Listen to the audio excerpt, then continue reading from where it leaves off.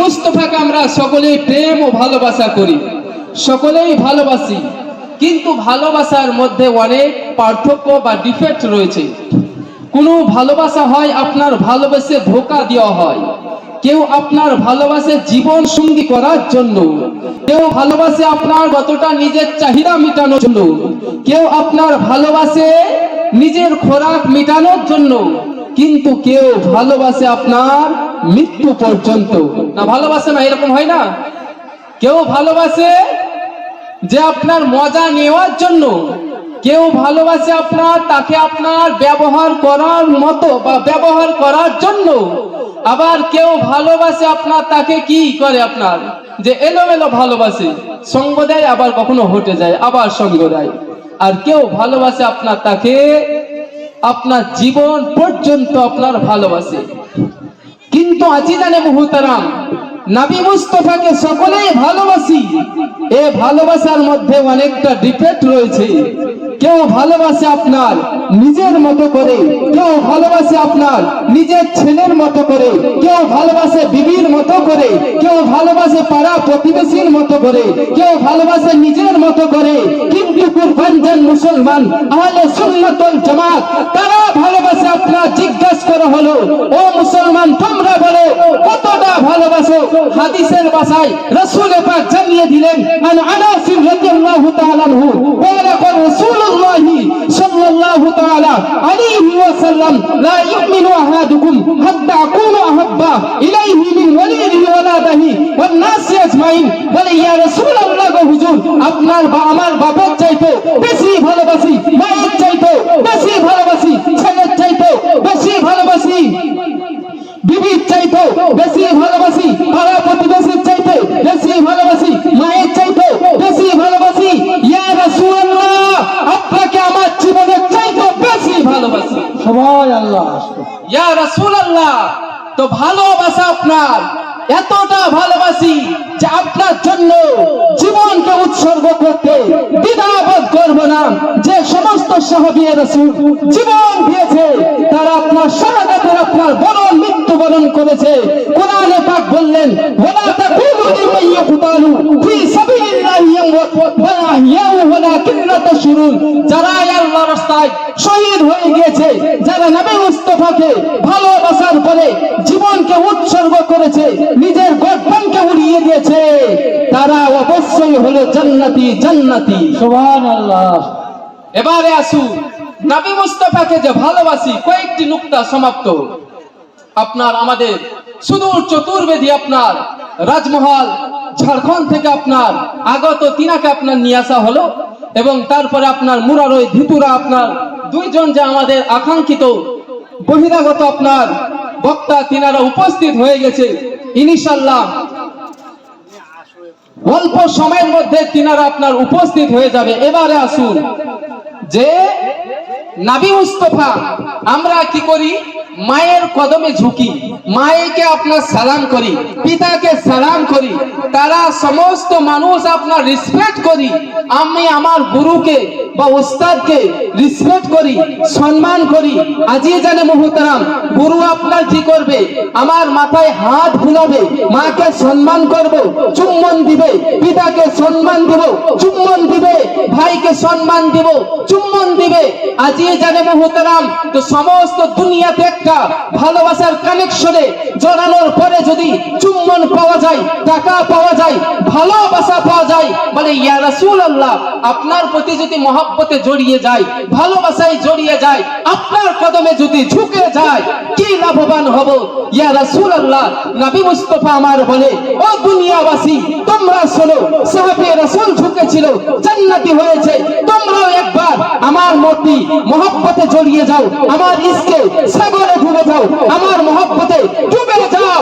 আজিজানে মুহতারাম, আমার কদমে একবার ঝুঁকে যাও, ঝুঁকনা তোমারা কাম হে, জান্নাত ले जाना मेरा काम है। সুবহানাল্লাহ। আজিজানে মুহতারাম, বলে একবার তো ঝুঁকে দেখো, ঝুঁকা তোমাদের কাজ, গোলামের কাজ, আর জান্নাত পৌঁছানো হচ্ছে মুহাম্মদের কাজ।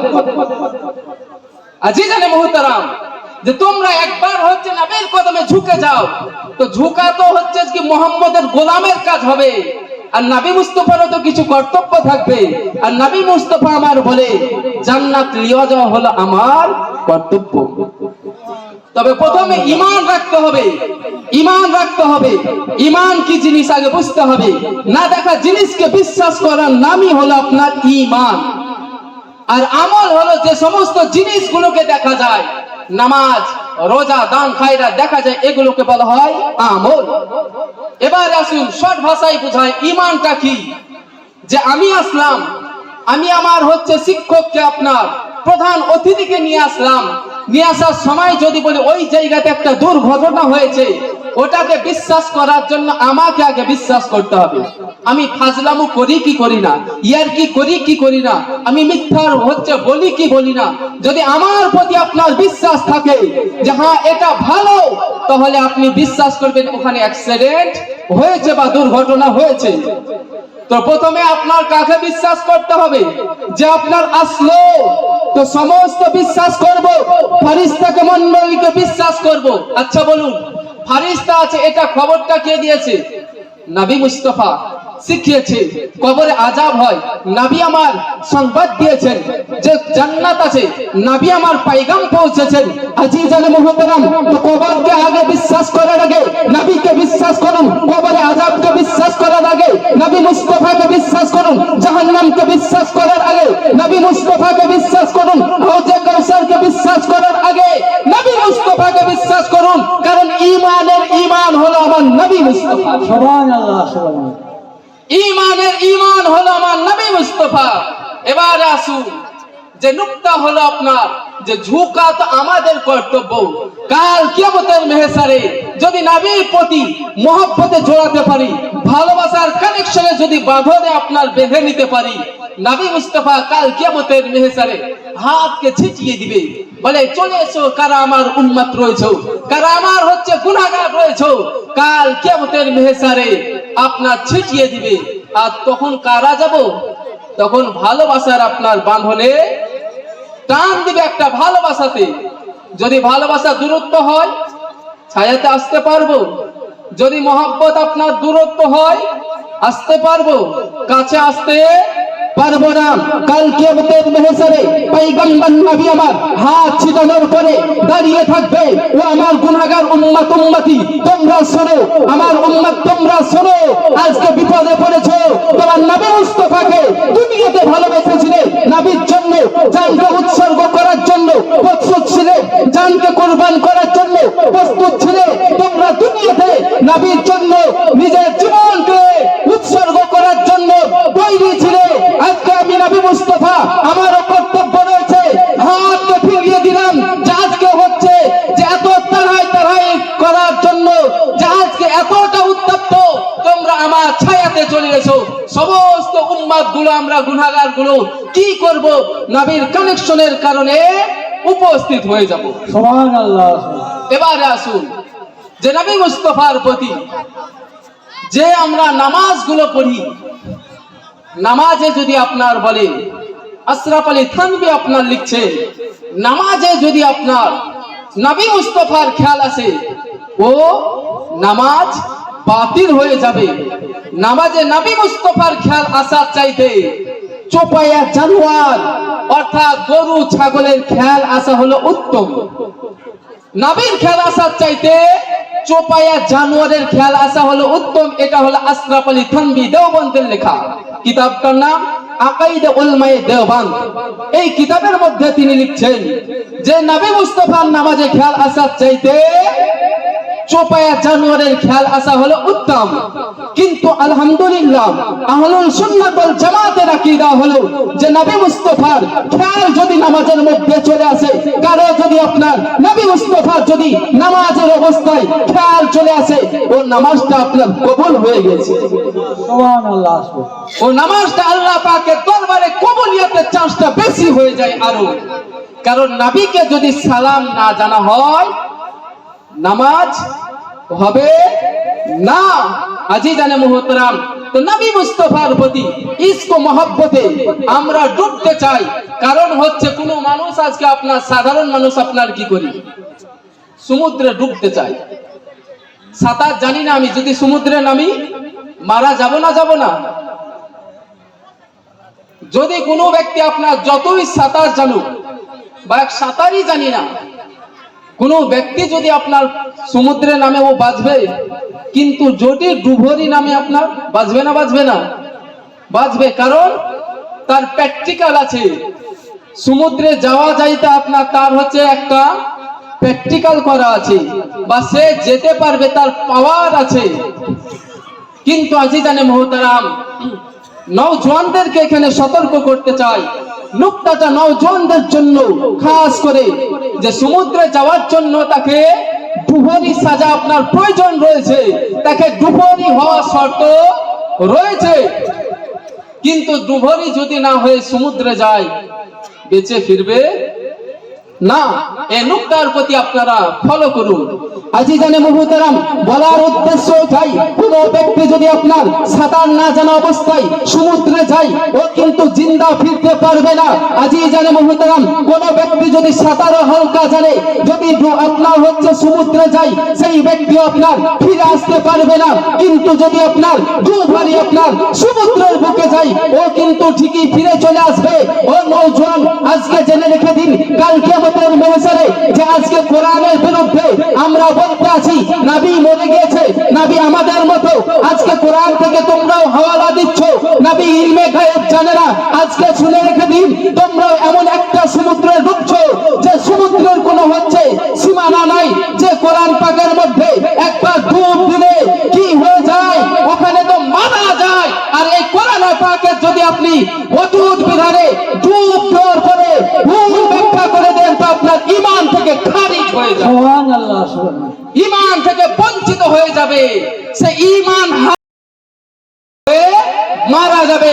কিন্তু আজিজানে মুহতারাম, সোশ্যাল মিডিয়াতে আসার পরে কোরআনের কোনো জ্ঞান নাই, কোনো হাদিসের আমাদের মধ্যে জ্ঞান নাই, আসার পরে বলতে আছি নবী ইলমে গায়েব জানে না, নবী মুস্তাফার কোনো মুজিজা নাই, নবী মুস্তাফার কোনো পণ নাই। আজিজানে মুহতারাম, কোরআনকে পাককে উঠিয়ে দিন, সূরাতুদ দুহার মধ্যে বলে, ওয়ালা সাউফা ইউতিকা রাব্বুকা ফাতারদা।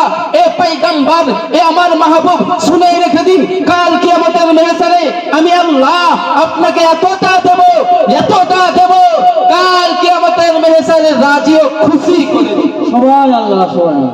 আপনি আপনার যত গুনাহগার উম্মত আছে, যত চাইবেন আপনি ততকে জান্নাতে নিয়ে যান, কারণ আমি আল্লাহ ওয়াদা করলাম কাল কিয়ামতের ময়দানে আপনাকে রাজি এবং খুশি করব। এবার নবী মুস্তাফা যদি কোনো গুনাহগার উম্মত জাহান্নামে আল্লাহ ফেলে, আর নবী যদি বলে যে আল্লাহ দেয়া ওইটাকে, যদি না দেয়, নবী আমার হচ্ছে খুশি হবেন না বেজার হবে? বেজার হবে। কিন্তু আল্লাহ কি ওয়াদা করলো, কাল কিয়ামতের ময়দানে রাজি এবং খুশি করব।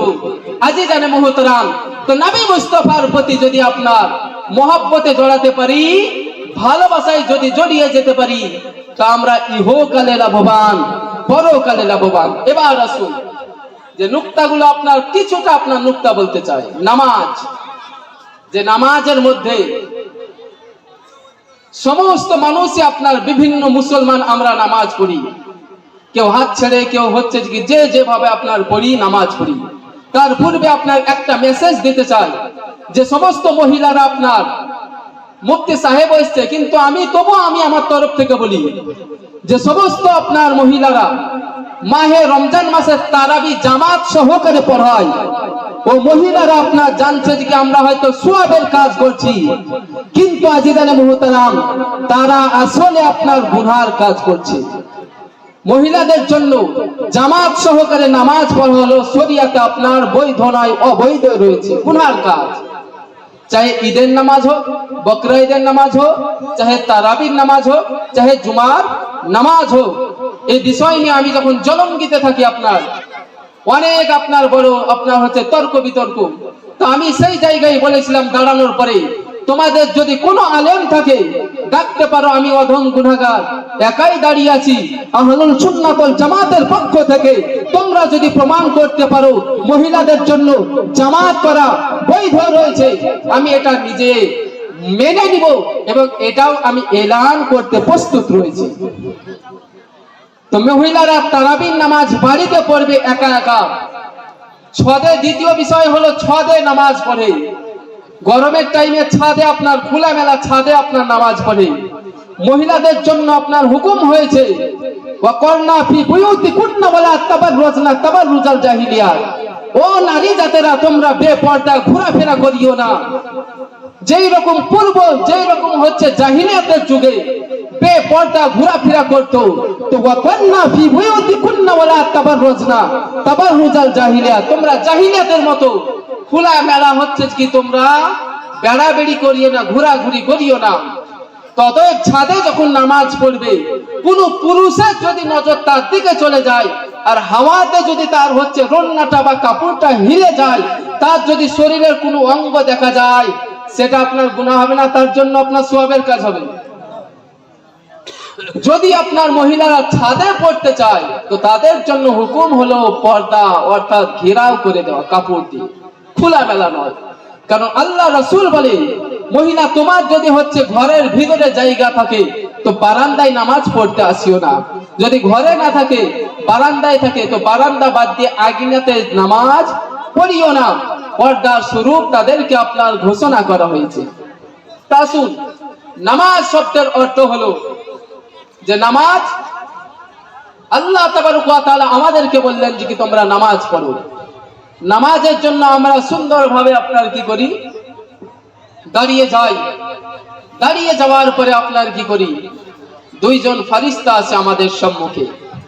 আসার পরে আমাদের যতগুলো গুনাহ থাকে, গুনাহ কিন্তু আমরা কেউ দেখতে পাই না, গুনাহগুলোকে একটা পটলা করার পরে আমাদের মাথায় রেখে দেয়। নবী মুস্তাফা আমার বর্ণনা করেন হাদিসটি, গুনাহগুলোকে আমাদের পটলা করে রেখে দেওয়া হয়। জিজ্ঞাসা করা হলো, ইয়া রাসূলুল্লাহ, এই গুনাহটা কতক্ষণ থাকবে? এই গুনাহ মাথায় নিয়ে কতক্ষণ থাকবো? তো নবী আমার বলতে আছে, ও আমার বান্দা উম্মতি, তোমরা শুনে রেখে দাও, তোমরা যখন নামাজ অবস্থায় দাঁড়িয়ে যাবে, তোমাদের মাথার উপরে একটা পটলা রেখে দেওয়া হবে, যা হচ্ছে তোমার সমস্ত গুনাহগুলোকে একটা পটলায় রাখানোর পরে তোমরা যখনই নামাজে দাঁড়িয়ে যাবে, কতক্ষণ পর্যন্ত ইয়া রাসূলুল্লাহ গুনাহটা থাকবে? নবী আমার বলতে আছে, তোমাদের রুকুতে ঝুঁকতে দেরি হবে, কিন্তু গুনাহ তো আমার পড়ে যাবে। ইয়া রাসূলুল্লাহ, গুনাহটাকে আবার পুনরায় উঠানো হবে। নবী আমার বলতে আছে, তোমরা কার উম্মত? বললে আমরা আখিরি পয়গম্বরের উম্মত রয়েছি। নবী মুস্তাফা আমার বলে, আখিরি উম্মতের জন্য সমস্ত কিছু ছাড় রয়েছে, যা মুসা নবীর উম্মতের জন্য ছাড় ছিল না, ঈসা নবীর উম্মতের জন্য ছাড় ছিল না, ইব্রাহিম নবীর উম্মতের জন্য অতটা ছাড় ছিল না, ঈসা নবীর উম্মতের জন্য অতটা ছাড় ছিল না, ইসমাইল জাবিউল্লাহর উম্মতের জন্য এতটা ছাড় ছিল না। বলে, ইয়া রাসূলুল্লাহ, আপনার উম্মতের জন্য কত ছাড় রয়েছে? বলে, আমার উম্মতের জন্য এতটাই ছাড় রয়েছে। বলে, আমার উম্মতের জন্য এতটাই ছাড় রয়েছে। নবী আমার বলে, ও আমার উম্মতি, তোমরা শুনে রেখে দাও, আমার উম্মতের জন্য এতটা ছাড় রয়েছে, যেই উম্মতের গুনাহটা একবার পড়ে যায়, যেই উম্মতের গুনাহটা একবার ঝরে যায়, আমার উম্মতের খাতিরে দ্বিতীয়বার তার মাথাতে আর উঠানো হয় না। বলুন সুবহানাল্লাহ। যে এতটা হচ্ছে মুহাম্মাদের উম্মতের পাওয়ারটা রয়েছে, যে একবার পড়ে গেলে দ্বিতীয়বার আর উঠা হয় না। কো এবারে আসুন, যে টাচ আপনার দিতে চাই হালকা হালকা বিষয়। রোজা আমার কুতিবা আলাইকুমুস সিয়াম, আই ইমানদার বিশ্বাসী বান্দা বান্দীগণ, তোমরা কি করো? রোজা রাখো, যেই রকম তোমাদের পূর্বপুরুষগণ রোজা রেখেছিল।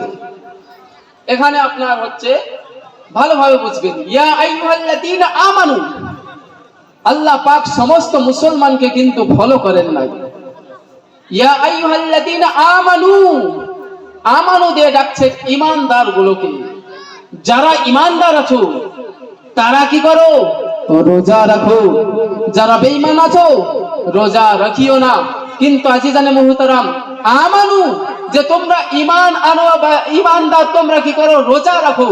কিন্তু যারা আমরা মুসলমান, ক্ষমতা থাকা সত্ত্বেও রোজাকে পালন করি না, যে আপনার শক্তি থাকা সত্ত্বেও রোজাকে পালন করি না, কিন্তু আমাদের জন্য কি হবে? যে রোজা শব্দের অর্থ হলো সাধনা। যে সাধনা কিন্তু এমনি এমনি আপনার হয় না। তো সাধনা করার জন্য অনেকটা পরিশ্রমের প্রয়োজন রয়েছে। কিন্তু কেউ আপনার হচ্ছে হালকা খিদা লাগলেই বলে আমার দ্বারাই আর হচ্ছে না।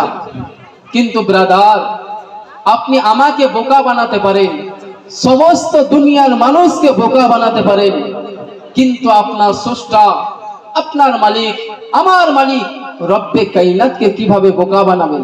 পারা যাবে? আপনি আমাকে মিথ্যা করে সাজিয়ে দিলেন যে কি আমার হচ্ছে পেটের অসুখ বা বাহানা একটা দিয়ে দিলেন, আমাকে তো বিশ্বাস করতে হবে। কিন্তু আপনার যিনি স্রষ্টা, আমার যিনি স্রষ্টা, ফাঁকি দেওয়ার কোনো চান্স আছে? কিন্তু ব্রাদার, এই দিকে আমাদের কারো কর্ণপাত থাকে না যে আমি দুনিয়া থেকে বাঁচি। এই দেখেন আপনার মাত্র মনে হয় সোমবার, সম্ভবত মঙ্গলবারে একজন মারা গেল আমাদের আত্মীয়, তিনাকে গোসল দিলাম, গোসল করালাম, কাফন কাটলাম, পরিধান করালাম, জানাজা পড়লাম, কবরে নামলাম, কবর আপনার হচ্ছে কি নামানোর পরে উঠলাম, সমস্ত কিছু আপনার ক্লিয়ার করে আপনার। তো সে আপনার একটা বাহাদুর ছিল, কিন্তু যখনই গোসলে যায় তার হাতগুলো আপনার শক্ত হয়ে গেছে। আল্লাহ আল্লাহ, তাকে জিজ্ঞাসা করলাম তোমার বাহাদুরিটা কতক্ষণ, তোমার বাহাদুরি এখন কোথায় গেল? সেই ব্যক্তি আপনার প্রশ্ন করছি আর উত্তর দিচ্ছে, ওরে দুনিয়া মানুষ তোমরা শোনো, আমার বাহাদুরটা ওই অবধি ছিল, আমার বাহাদুরিটা দুনিয়াতে ছিল, আমার তাকাতটা যখন ক্ষমতা ছিল ওই অবধি ছিল। যখনই আমাকে আমার রব্বে কারীম ডাক দিয়ে দিয়েছে, আমার সমস্ত বাহাদুরি শেষ হয়ে গেল।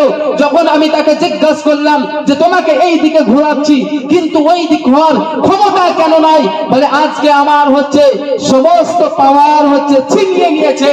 তো দুনিয়াবাসী তোমরাও শুনে রেখে দিন যে আজকে আমরা হচ্ছে যে আমাদের রূপের বাহার বা আমাদের টাকাতে ক্ষমতা দেখাচ্ছি, এই ক্ষমতা আমার যতক্ষণ শ্বাস আছে ততক্ষণ আমার বাহাদুরি আছে, আমার মধ্যে যতক্ষণ তাকাত আছে বাহাদুরি আছে। আল্লাহ পাক আমাদেরকে বলেছে বান্দা যাও, রশি এখন ঢিল দিয়ে দিয়েছি, ছুটো কত ছুটবা, ছুটতে থাকো। আর আমি যখন আল্লাহ টান দিব, আমার ফেরেশতাকে বলবো যখন যে টান দাও এবার রশিটা, তখন তুমি একটা চুল পরিমাণ সামনে পারবো আমরা যেতে। কিন্তু বান্দা আপনারা শুনে রেখে দিন যে আমাদের হাতে যে আমরা ভাবছি যে বয়স হয়নি খো বা আমাদের হচ্ছে যে উঠতি বয়স রয়েছে, খোদা না খাস্তা কখনকার আপনার হচ্ছে ডাক চলে আসে, আমাদেরকে মায়া দুনিয়া থেকে বিদায় নিতে হবে। কিন্তু আল্লাহ পাকের যখন ফেরেশতা মণ্ডলী আমাদের রশিগুলোকে টান দিবে, কিন্তু তখন আমরা একটা চুল পরিমাণ সামনে যেতে পারবো না। আল্লাহ পাককে জিজ্ঞাসা করা হলো, রব্বে করিম এমন কি কোনো হচ্ছে যে আপনার সিস্টেম রয়েছে যে অতিরিক্ত গুনাহ করেছি, এমন কি কোনো সিস্টেম আছে যে সিস্টেমের জারিয়াতে আমার সমস্ত গুনাহগুলো মাফ হয়ে যাবে? শুনবেন না, সিস্টেমগুলো মাফ হয়ে যাবে ইনশাআল্লাহ আপনার। আল্লাহ পাক বলে বান্দা শোনো, আমি সমস্ত জাহান্নামের দরজা কখনো বন্ধ করি, কবরের আযাবও বন্ধ করে রাখি, কিছু কিছু সিস্টেমও যদি আমি হচ্ছে কি একটা জিনিস আমি হচ্ছে সব সময় খোলা রাখি, 24 ঘন্টা এনি টাইম। একজন ব্যক্তি আমাকে প্রশ্ন করেছিলেন, যে প্রশ্নটা আমার হয়তো যদিও জানা ছিল, কিন্তু সে আসলে আপনার চমৎকার প্রশ্ন আমাকে শিখিয়েছিলেন। আমারই মুসল্লি বলে চুরি করুন, হারাম খান আর জান্নাতে যান। অবাক নয়? চুরি করুন, হারাম খান আর জান্নাতে যান। আজিজানে মুহতারাম, কি বিষয় বলছিলাম আমি? যে সমস্ত দরজা যদি বন্ধ হয়ে যায়, একটা দরজা খোলা থাকে, আল্লাহ পাক বলি যে সেই দরজাটা কোন দরজা? রব্বে করিম বলে তোমাদের সমস্ত জীবনের গুনাহ খাতা মাফ করার দরজা। বলুন না সুবহানাল্লাহ। আল্লাহ পাককে বললাম যে রব্বে করিম আমি তো অতিরিক্ত গুনাহ করেছি, যদি আওয়াজ করে প্রকাশ করি সকলে তো জেনে যাবে। আল্লাহ পাক বলতে আছেন আলিমুল গায়ব, আমি তোমার অন্তর পর্যন্ত খবর রাখি। একবার নিশি রাত্রিতে উঠানোর পরে মুসাল্লা ফেলিয়ে দাও, মুসাল্লা ফেলানোর পরে আমার প্রতি সুবহানা 2 রাকাত নফল নামাজ আদায় করার পরে হাত ফেলিয়ে দাও, হাত ফেরানোর পরে তওবা ইস্তিগফার করে নাও। একবার আমার প্রতি তুবু ইলাল্লাহি তওবার জান্নাহ সুহাতে ডুবে যাও, ডুবে যাওয়ার পরে বিড়বিড় করে একবার আমার কাছে তোমার সমস্ত গুনাহগুলোকে প্রকাশ প্রকাশ করে দাও, খুলে দাও। আল্লাহ পাক বলতে আছেন আলিমুল গায়ব, তুমি যে গুনাহ করেছো আমি সমস্ত কিছু গুনাহগুলো খবর পর্যন্ত রাখি।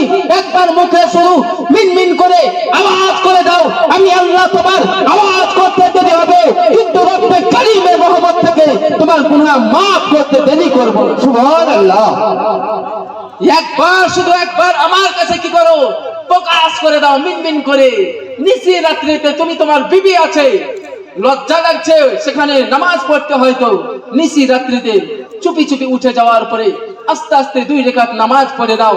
নামাজ পড়ার পরে আমার বারগাহে হাত ফেলিয়ে দাও আর নামাজ পড়ে বলো যে রব্বে কারীম, আমি অমুক পাপ করেছি, জিনা করেছি, বদকার ছিলাম, আর হচ্ছে জান্নাতে যাও।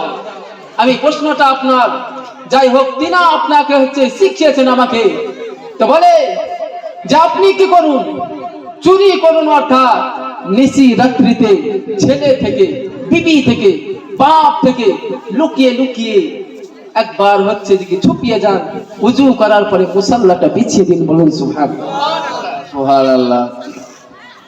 আর হারাম খান, রাগটাকে হচ্ছে ভক্ষণ করুন। রাগ করা শরীয়তে হারাম, ওটাকে নিজের অন্তরে হচ্ছে দাফন করে দিন, খেয়ে নিন। আর হচ্ছে কি বিড়বিড় করে হচ্ছে কি হাত ফেলিয়ে দিন।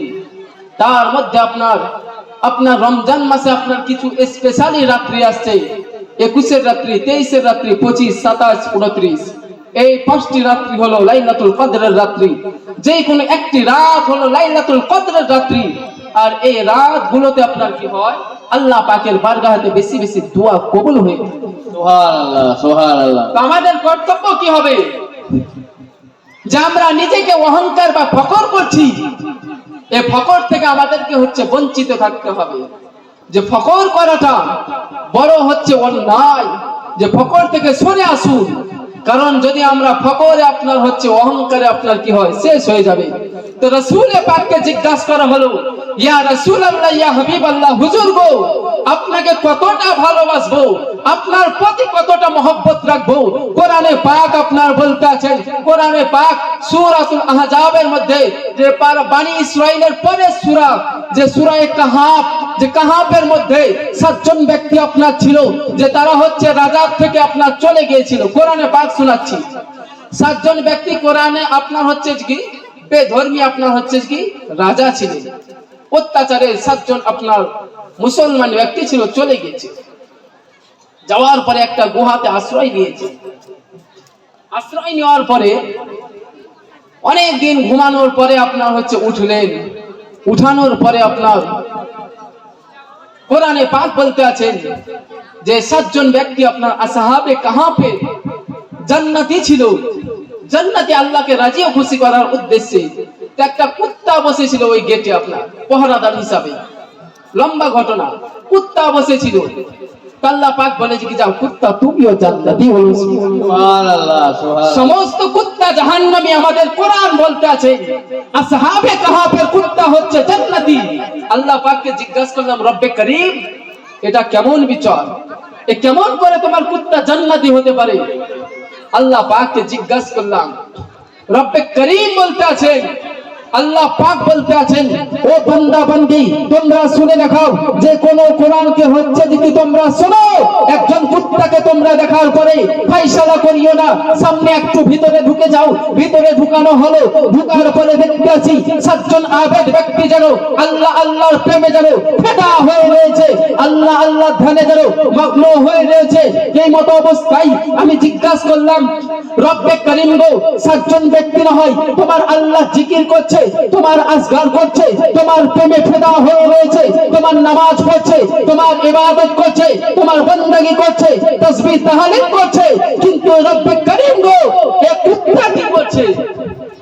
এরা তো হচ্ছে কি তোমার হচ্ছে কি তাসবিহ তাহলিল যাবতীয় হচ্ছে কি আমল করছে, এই কুত্তা কি করছে? কথা উঠবে না, উঠবে না? এই কুত্তার কাজ কি?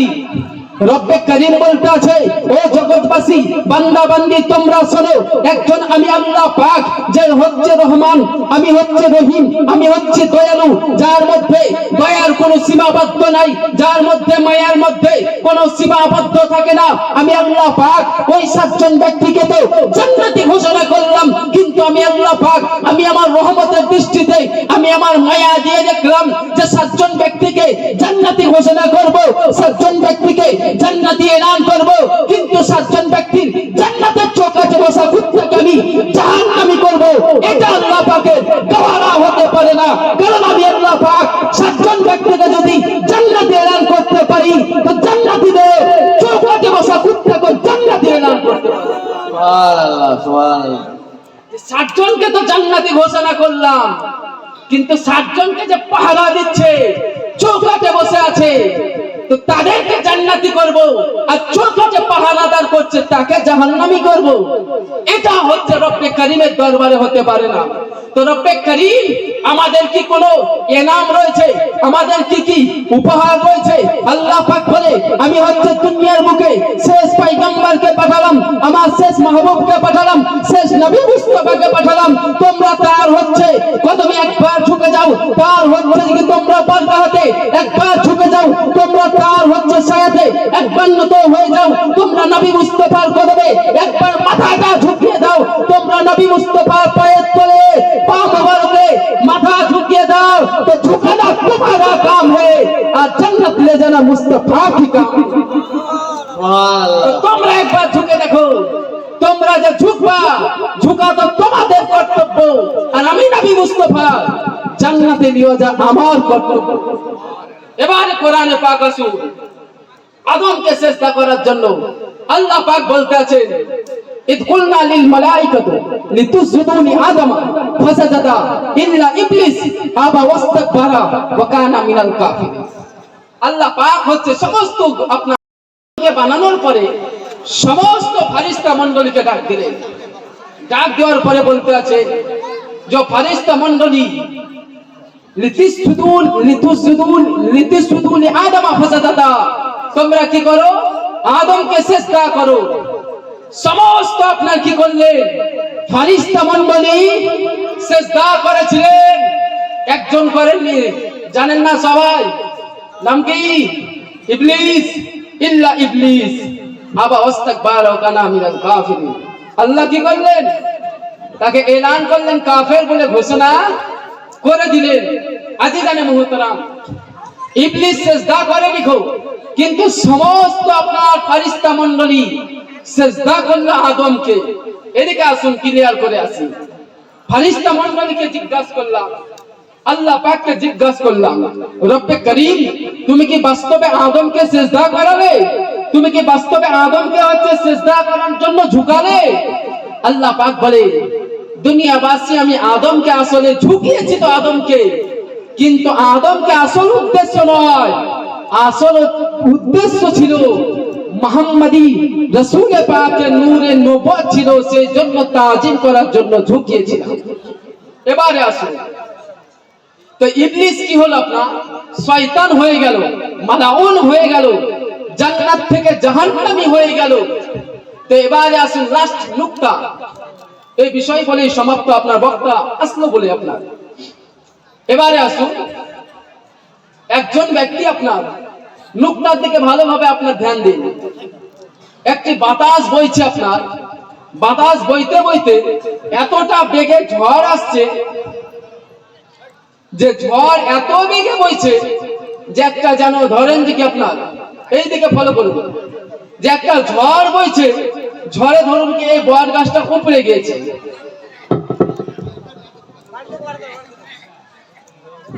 যে এমন একটা ঝড় বইছে যে ঝড়ে গাছটা উপড়ে গিয়েছে।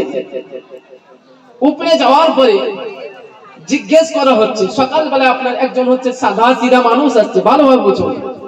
মানুষ আসার পরে জিজ্ঞাসা করছে, বট গাছকে উপড়ানোর পরে আপনার কান্না শুরু করে দিয়েছে। তো কান্না করার পরে আপনার জিজ্ঞেস করছে, আপনার মতো না আমার মতো জিজ্ঞেস করে, ভাই তোমার কি হয়েছে? বলে আল্লাহ ভাই দেখো না, এত বড় বট গাছকে উপড়ে দিয়েছে, কিন্তু আমার জমিতে তো ধান লাগানো রয়েছে, না জানি আমার ধানগুলো কি হয়েছে। এত বড় মস্ত বড় গাছকে যদি আপনার উপড়ার ক্ষমতা থাকে, তো নাদুস নুদুস আমার হচ্ছে ধানগুলোকে না জানি কোথায় নিয়ে গেছে।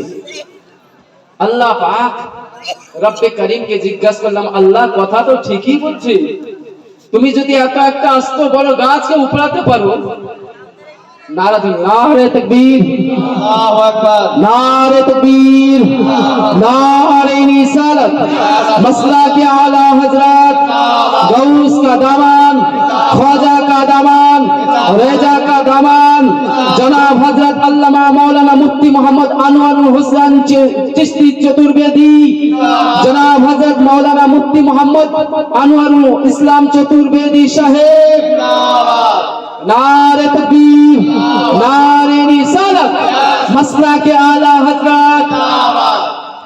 এই দেখেন উস্তাদে মুহতারাম, আমার হচ্ছে উস্তাদ, যিনি হচ্ছে আমার তাজ, যে উস্তাদ, যে আল্লাহ পাক যে উস্তাদের হায়াতকে যেন দারাজ করে দেন।